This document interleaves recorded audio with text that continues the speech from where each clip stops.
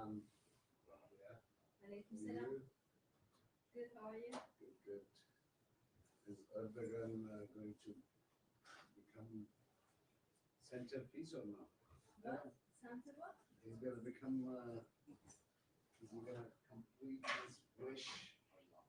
Wish? What? Wish for what? I really don't Like, know. I feel like he's trying to create a special Turkish thing.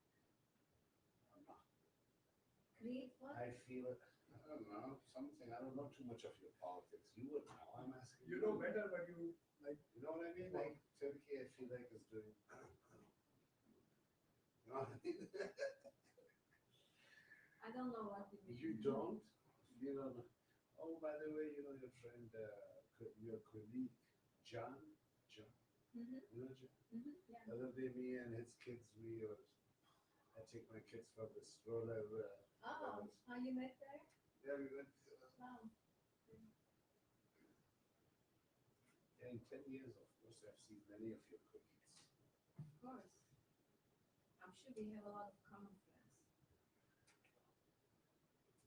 Yeah, I don't know why, but journalists in this room and in Pentagon and the White House, not many of them become too good friends for some strange reason. I don't know why.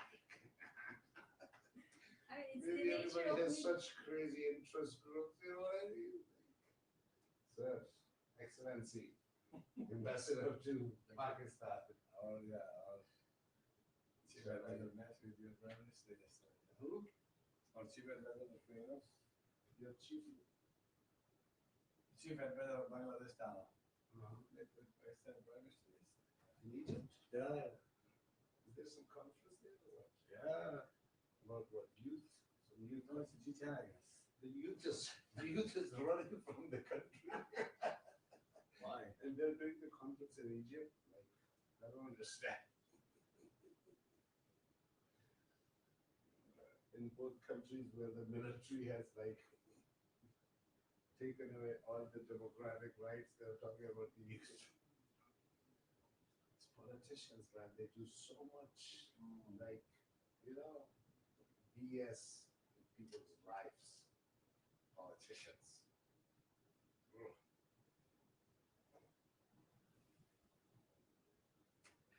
Era mora che cassata e ci muore la reform come la capa per il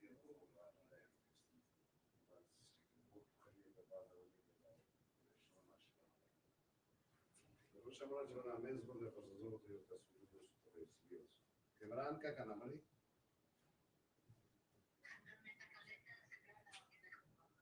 Amara çok da mı siz zaten eu para como ne ya çeta da sana idem triti.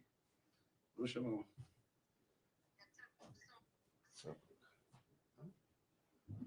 Kusura kalmadı savaşa.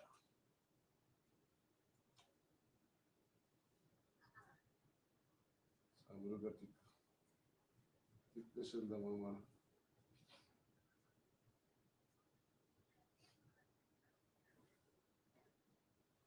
Kada se samaşa mı da signal de tikka. No, did we check?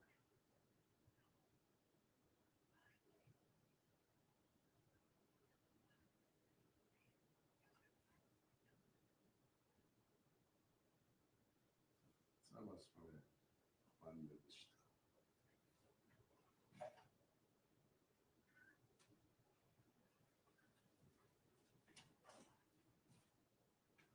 Anladım işte amore.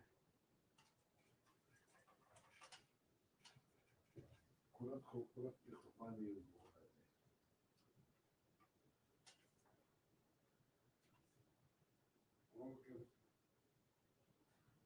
Oke mama zapomniałeś tylko.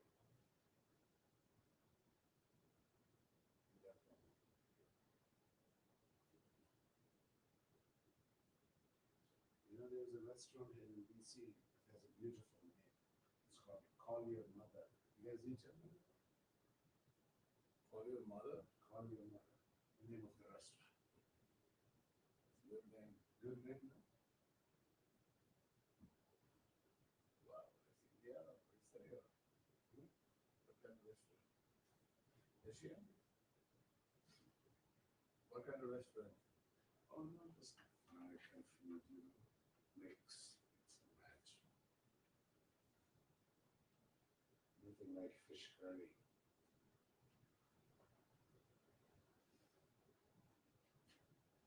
This friend of ours from Sri Lanka, she taught my wife fish curry. Now we eat some amazing fish curry.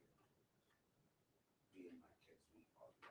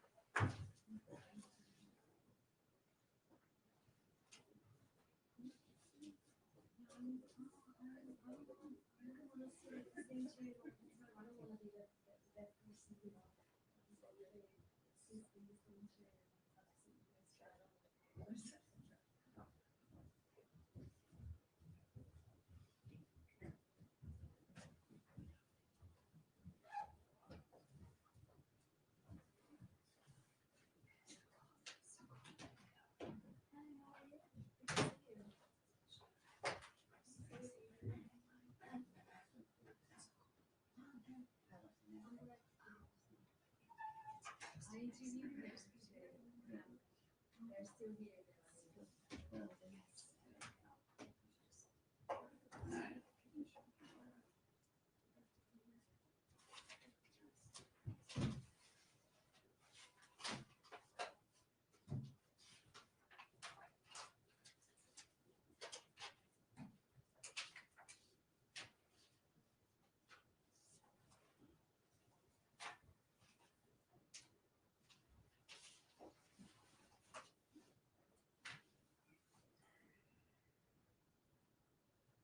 nice and cool.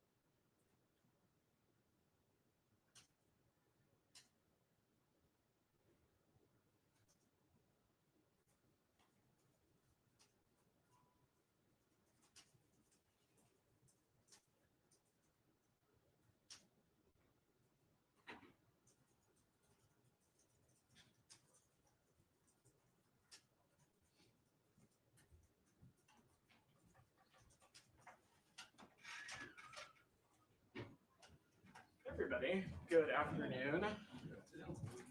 How's everyone doing? I don't have anything off the top. I may have some comments at the end, but we will save that. Should we wait until the end then? I should you want to stand here for 45 minutes to an hour and then dive right into that. 5 minutes of complete silence. No. Why don't I'm sure there is still important All business. right. Well, I'll to do, say so why something don't at you the end start? as well, but let me just start Yeah. by saying thank you very much for your time at the podium and around the building. And this is for people who might not know your last briefing. And That is so- correct. So anyway, on behalf of the press corps, Sean will say more, I'm sure, but thank you. Thank you, and Matt. For endeavoring to be honest and to be open and transparent. Of course. So, Thank you Thank so you. much. I'll let you take it away. yeah. All right. Let's start with Syria. Sure. So, what is the latest there in terms of your guys' interactions with HTS and others, Sure. and how you see things going? Sure. Matt, so it should be no surprise to you. Not much has really changed since I talked about this yesterday. We have been in touch, in contact with all the groups in Syria, including HTS. I'm certainly not going to get into the private diplomatic channels, but we have once again, and will continue to stress upon everybody that that we have an importance of doing everything we can to find missing U.S. citizens, including Austin Tice, and bringing them home. The secretary on his trip, which I know you were on, stressed quite clearly the transition principles that have been the cornerstone of our ongoing diplomatic engagements, principles that now have been taken up by countries throughout the region and well beyond that, which, if you'll humor me, our view is that when whatever government arises out of this transition, it needs to be inclusive. It needs to protect the rights of all Syrians, including women and minorities. Like all governments, it needs to preserve critical state institutions and deliver essential services. And perhaps most importantly, we want to see a Syria that does not pose a threat to its neighbors or the regions, or Syrians, or Syria being a place that's going to serve as a base for terrorism or allying with groups like ISIS. Also, Syria is a member to the Chemical Weapons Convention and has an obligation to ensure that any chemical weapons are secured and destroyed. That continues to be our North Star when it comes to our engagements as it relates to Syria. Sure.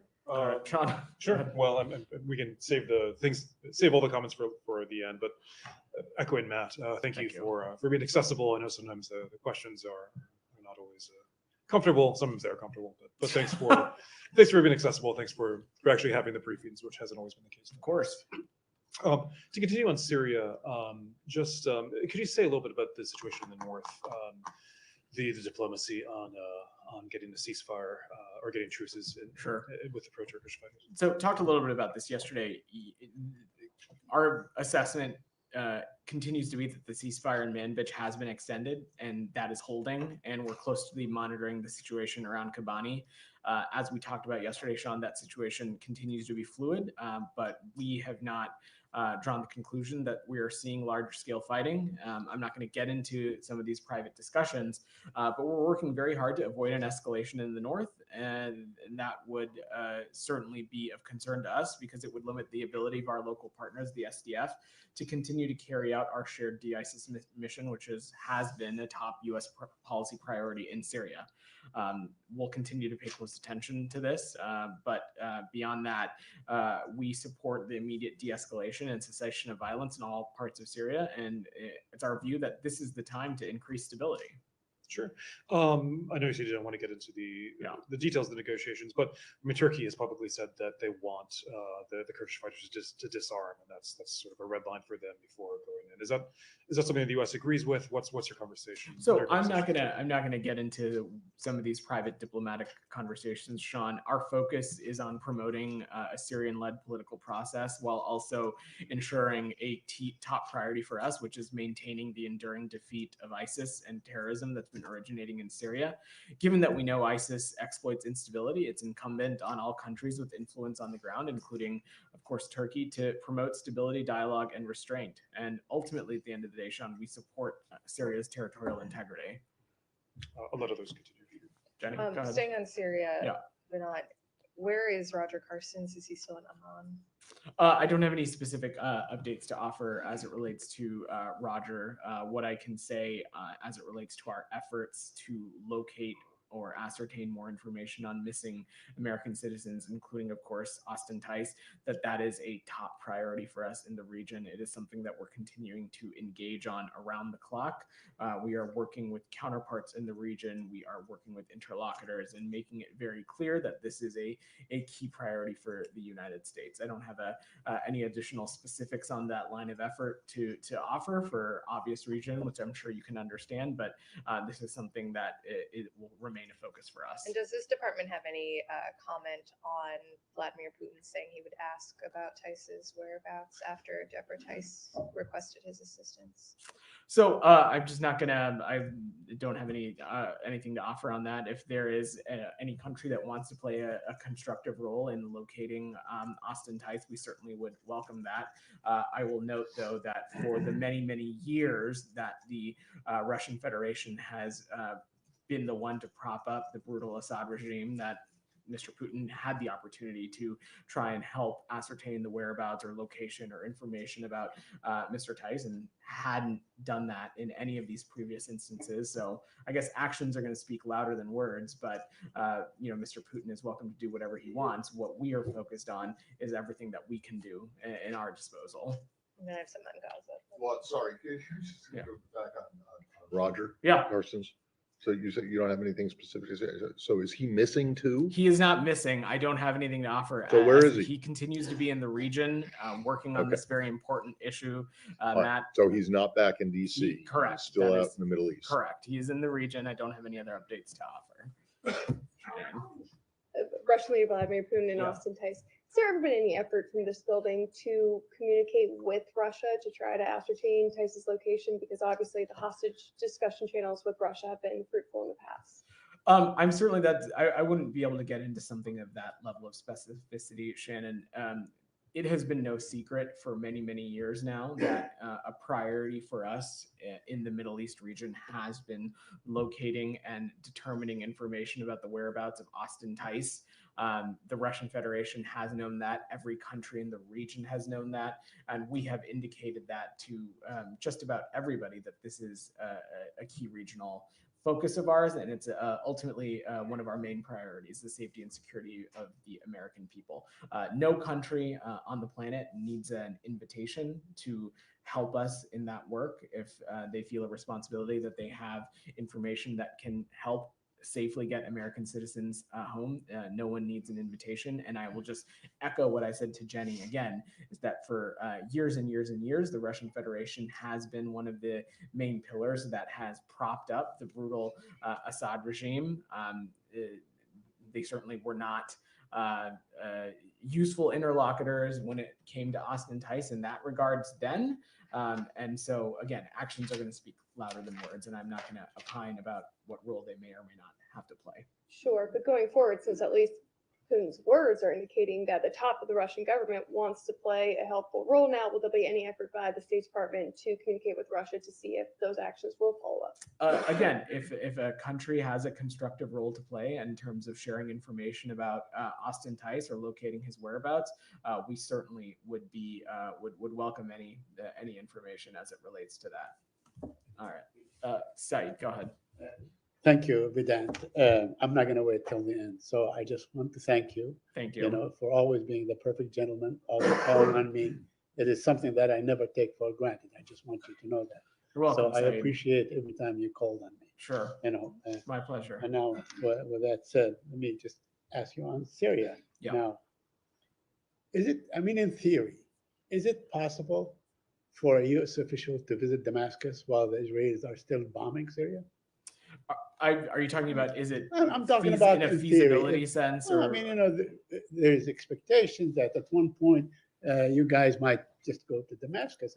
Whether to look at the whereabouts of Tice or something else. Said, Is it possible? I'm just asking in theory. Is it possible to go to Damascus, to go to Syria, while the Israelis are bombing Syria with American weapons? Said, I'm gonna refrain from getting into the theoretical and hypothetical and what's feasible versus not. So let me just say that as it relates to government officials and their travel to Syria, U.S. government officials specifically, I don't have anything to announce at this time. We're continuing to assess the situation and consider when it might be appropriate for us to send personnel into Syria beyond our previously discussed concentrated presence in the Northeast. Yeah, but it would be, natural to expect that you would call on the Israeli to cease and desist. Said, U.S. officials are there, right? in any corner of the world, we Sure. of course take the safety and security of our diplomats doing just about anything that is tantamount to us. I certainly appreciate the point that you may be trying to make as it relates to government official travel into Syria. I just don't have anything to Okay, announce for I'm you. going to Gaza and the Palestinian Sure. issue, if you allow me. Yeah. Yesterday or this morning, I think the Secretary of State said that it's he keeps saying this, that Hamas should realize that the cavalry is not coming to save them. Is he basically saying that Hamas ought to surrender? Is he basically saying Hamas ought to surrender? Well, Said, when you look at the trajectory of this conflict and the things that we've been working so tirelessly on, of course, what is required here for this conflict to end is an agreement between two parties, of course, Israel and Hamas. And we have seen time and time again Hamas's unwillingness to engage in good faith, its unwillingness to accept deals that have been on the table. Of course, now, it is always going to be incumbent on both of these parties, Israel and Hamas, to come to an agreement. And what we're working on intensely is to bring a ceasefire to the finish line so that ultimately Palestinians and Israelis can live securely. And perhaps most importantly, the remaining hostages, including the Americans, can be returned home. We think a deal is possible. I don't have anything new to announce, but are hopeful that parties can come to an agreement soon. Okay, but the language of the Secretary of State on this issue, it seems like he's saying that what Hamas was suing for, which is a broader war, it did not happen and will not happen. So now there are new terms. That's what you're saying. That what we have had back in May, on May 31, when the President of the United States said, I have a suggestion. This suggestion is in Israeli. This is no longer on the table, correct? I can't opine on what Hamas is thinking or strategy is. Said, more on your thinking, not Hamas. Our thinking is that we think a deal is possible, and we're working intensely to bring that ceasefire across a finish line. But absolutely, the Secretary is correct, and I would echo what he had said. Hamas, and through malign actors like Iran, it was very clear that perhaps a possible end goal here was a broader regional conflict. Out of much great work on behalf of the United States and its allies and partners, that has largely been avoided. And that is what the Secretary was alluding to. Let me, a couple of other Yeah. questions, if you and my colleagues indulge me.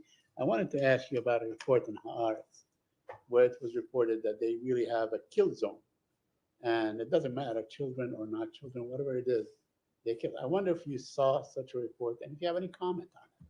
I've not seen that specific reporting site, so I'm not sure what But- you're referring to Well, it's a specifically. report in Haaretz about the Nitzarine crossing, and they basically have established a kill zone. And anyone that comes close to that kill zone is shot dead. There are kids, time and time again, that were shot. If this is the case, is this a war crime? So, Said, I'm just not familiar with this policy, and we have stressed again that for Israel, every civilian casualty is a tragedy, and that they not only need to comply with IHL, they need to take every possible step to prevent civilian harm.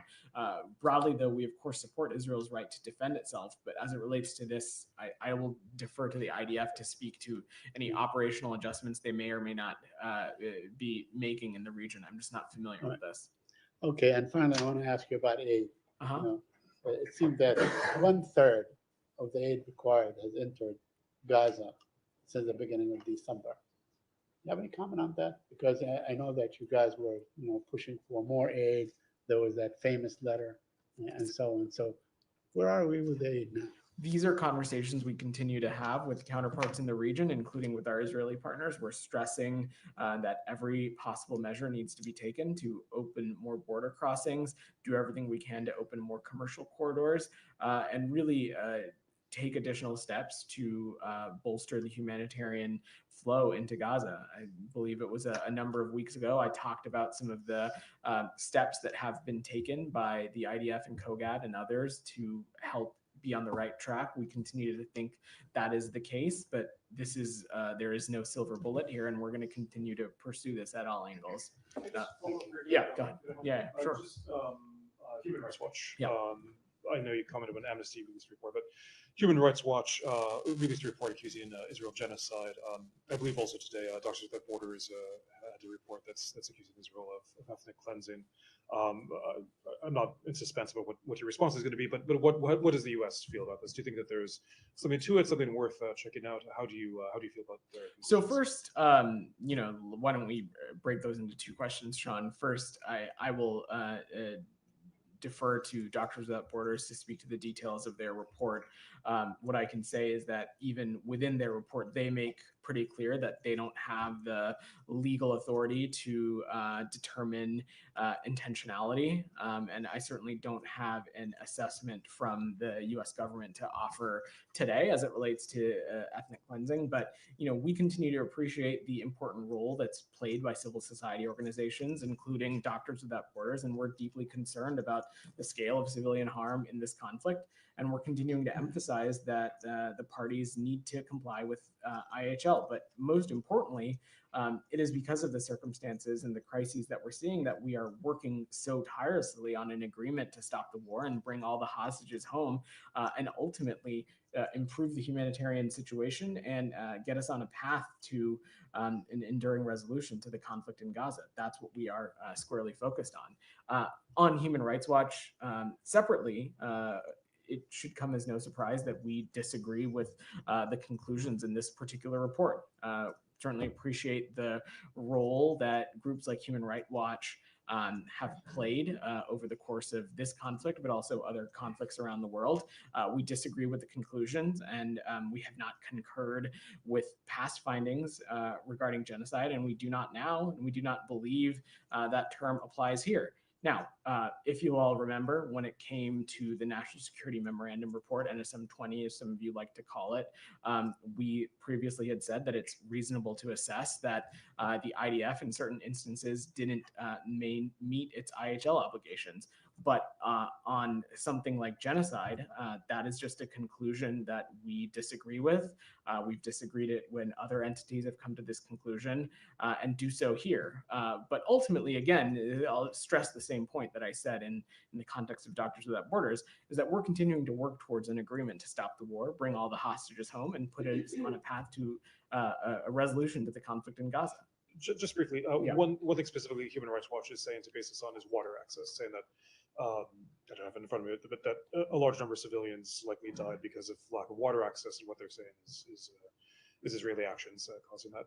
What's your assessment of that? I mean, is that a reason to is that an equally concerning finding, and why does the U.S. not think? So certainly, we need to be doing everything we can to ensure that water access is strong, and that everybody who needs water in Gaza is able to get it. That is something that we have stressed when we've talked about the influx of humanitarian aid, of the need for products like water and food and shelter and medicines.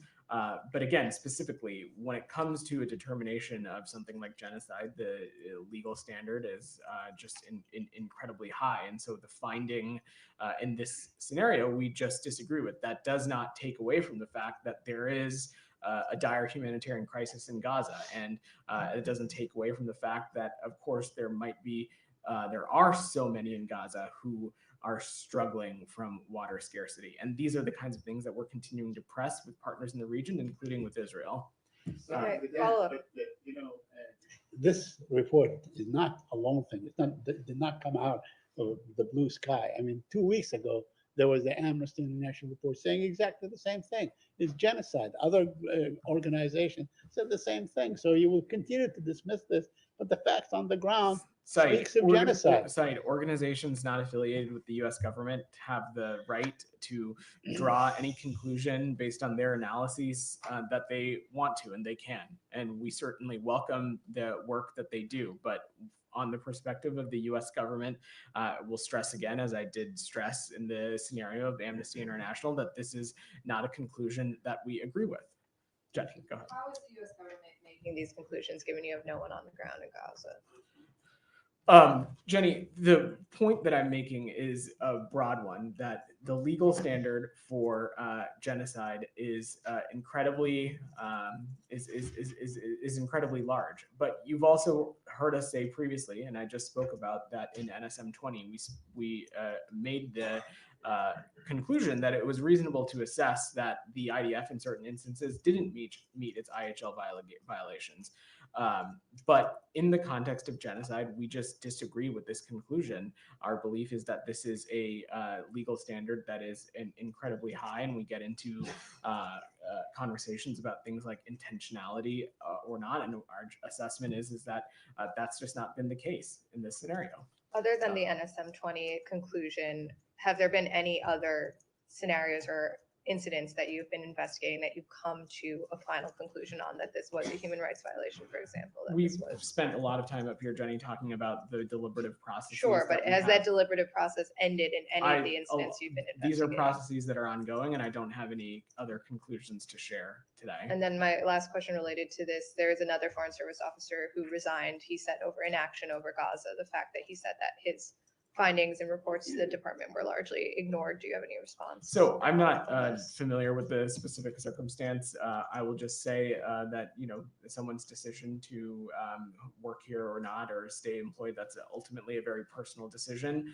I will say that from the president on down and the secretary, we welcome and encourage differing points of view, dissenting points of view.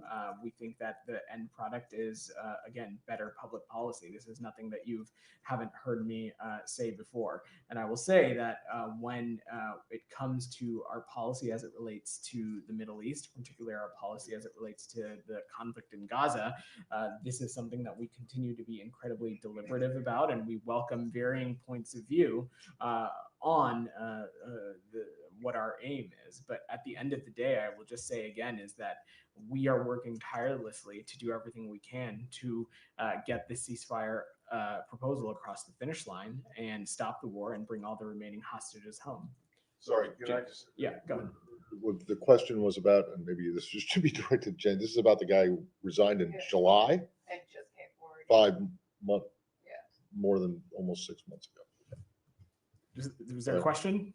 Well, no, I just want to make sure I understood who it was. Got it. Janie, go ahead. Two questions on South Korea, Russia and North Korea. Deputy Secretary Campbell said he would hold high-level face-to-face diplomacy with South Korea's acting president, Han Duck-soo, within weeks. In South Korea, the top diplomacy and security officers are currently suspended their work, and arrest. The South Korean opposition party's impeachment bill includes a diplomatic assessment. My question is it possible for South Korea and the United States have normal diplomacy in this situation? And do you think a diplomatic evaluation can be grounds for impeachment? So let me just make two broad points first, Jenny, that I want to be very clear about. First is that we strongly support the Ironclad Alliance that joins our two countries together, and that's done so much over the last few years, especially under the Biden administration.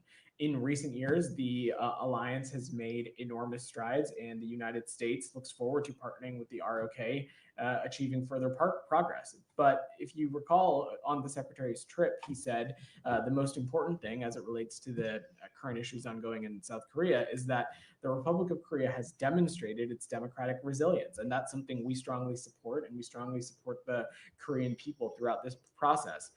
We've seen what's happening. We've seen it follow peacefully a process that is clearly laid out in the ROK Constitution, and we'll continue to be ready to work with acting President Han and the ROK government. And we'll look forward to sharing engagements in the future should any get scheduled. Second question. President Putin has been called to the International Criminal Court as a war criminal who started the war in Ukraine. Should North Korea's Kim Jong-un, who is helping Putin in the war, also be referred to the International Criminal Court? I don't have a legal determination or an assessment to offer on that, Jenny. What I can say is that the DPRK continues to be a regime that represses human rights, and not only that, is a volatile regime that has contributed to much of the destability that we're seeing, not just in the region, but also encroaching in other areas like Europe as well. Thank you. Yeah, of course. South Korea said yesterday that it estimates that at least 100 North Koreans have died so far fighting on behalf of the Russians. Does the U.S. have any assessment you can share? So thanks, Sean. Our assessment is that there have been several hundred casualties of DPRK soldiers in Ukraine. That's what we're seeing, but I'm not in a place to parse it more specifically for you than that.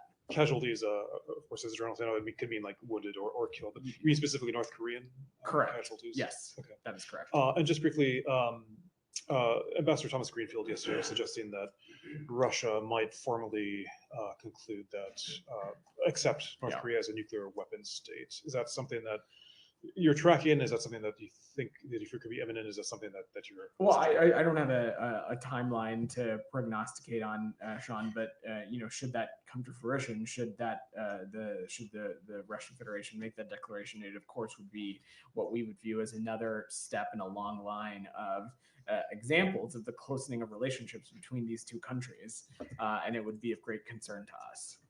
Alex, go ahead. Thank you, Vedant. Yeah. Civil casualties all from close cooperation? I don't have it. I'm not in a place to parse it more specifically than that. Thank you. Of course, I want to echo everything my colleagues said. Can't thank you enough for being always accessible, available, professional.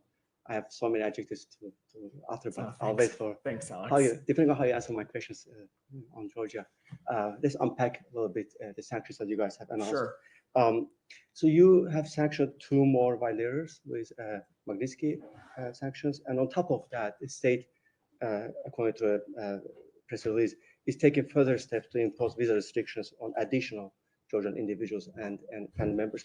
Can you put some figure value how many violators in total today got impacted? Sure. Alex, to give some additional color for the room on this, today the Department of Treasury's OFAC imposed sanctions on Georgia's Minister of Internal Affairs and Georgia's deputy head of the ministry's special task department. These are leaders who have been involved in the brutal crackdowns on members of the media and peaceful protesters, including during demonstrations throughout 2024. The Department of State also announced that it took steps to impose additional visa restrictions on individuals responsible for or complicit in undermining democracy in Georgia and their immediate family members.